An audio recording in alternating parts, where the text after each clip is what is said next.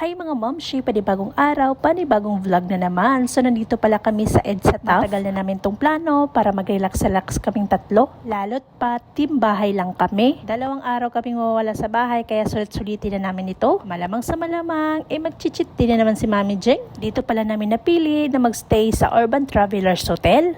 Mas maganda talaga mga mamshi na mag-book kayo online para less hassle na. Pumunta lang si Daddy sa counter para i-confirm yung aming booking. Meron din pala silang papackage dito mga mamshi. Meron silang bilao packages. At isa din sa mga dahilan bakit dito kami gustong magstay sa Urban Travelers ay meron silang swimming pool at libre pa.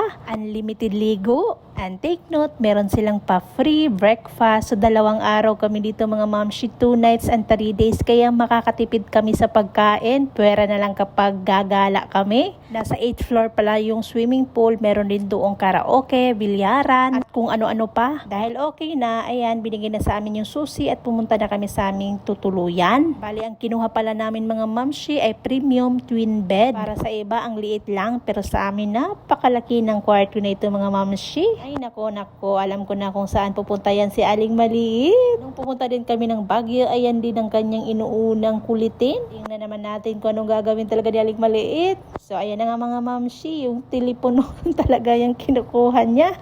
Wala pa kasi siyang laruan nitong telepon kaya bibilhan ng daddy niya soon. Pati remote ng TV ay kinukulit niya. Balak nga namin na mag-swimming na agad kasi nga yan talaga yung gusto ni Aling Maliit na mag-swimming na.